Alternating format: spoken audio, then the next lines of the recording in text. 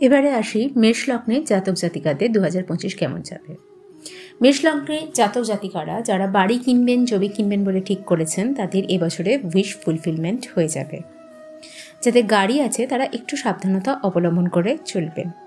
পারলে পাবলিক ট্রান্সপোর্টই বেশি ইউজ করার চেষ্টা করবেন। ফ্যামিলিতে নতুন সদস্য আসার সম্ভাবনা, কারোর ম্যারেজ হওয়ার সম্ভাবনা বা নতুন ইস্যু আসার সম্ভাবনা আছে।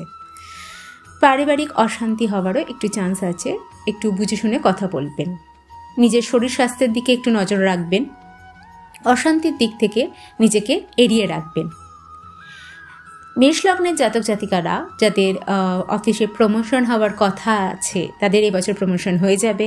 কিছু কিছু ক্ষেত্রে তারা পুরস্কার বা সম্মানও পাবেন। এবং যাদের ট্রান্সফার জব, তাদের ক্ষেত্রে বলে রাখি, তাদের ট্রান্সফার হওয়ারও চান্স আছে।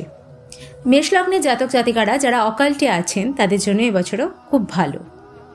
রেমেডি হিসাবে প্রথমে বলে রাখি, এবছরে নিজেদের সাধ্য মতো ডোনেট করবেন।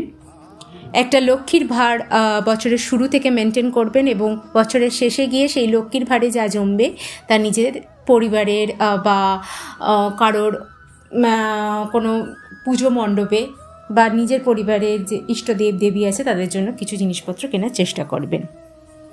এবং মেষলগ্নে জাতক জাতিকারা এবছর হনুমান চালিসা পাঠ করবেন অবশ্যই।